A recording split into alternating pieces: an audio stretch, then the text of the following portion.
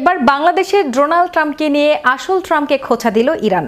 নারায়ণগঞ্জের এলবিনো মহিষ Donald Trump এখন গোটা বিশ্বজুড়ে আলোচনার কেন্দ্রে।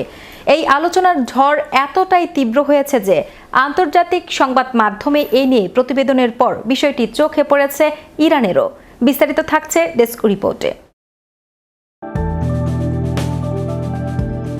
এবার বাংলাদেশের ডোনাল্ড ট্রাম্পকে নিয়ে আসল ট্রাম্পকে খোঁচা দিল ইরান।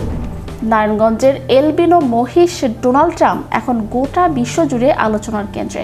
এই আলোচনার ঝড় এতটাই তীব্র হয়েছে যে আন্তর্জাতিক সংবাদ মাধ্যমে এ নিয়ে প্রতিবেদনের পর বিষয়টি চোখে পড়েছে ইরানেরও।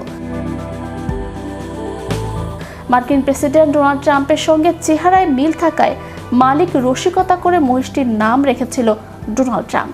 700 কেজি ওজনের এই মহিষটির সোনালী রঙের চুল ও মুখের গড়ন সোশ্যাল মিডিয়ায় ঝড় তুলেছে।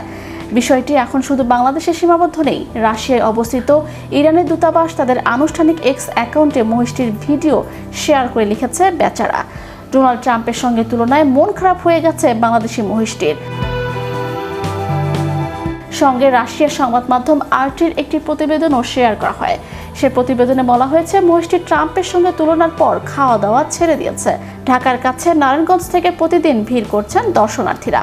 মহিষটির মালিক জিয়াউদ্দিন মৃধা বলেছেন, আমার ছোট ভাই মাথার চুল দেখে রসিকতা করে এই নাম রেখেছে। মহিষটি খুব শান্ত স্বভাবের।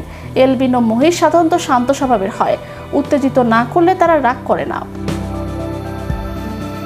এদিকে বিশ্বজুড়ে এই হইচইয়ের পর ট্রাম্প নামের এই মহিষটিকে এক নজর দেখতে রাবেয়া এগ্রো ফার্মে প্রতিদিন ভিড় করছেন শত শত দর্শনার্থী।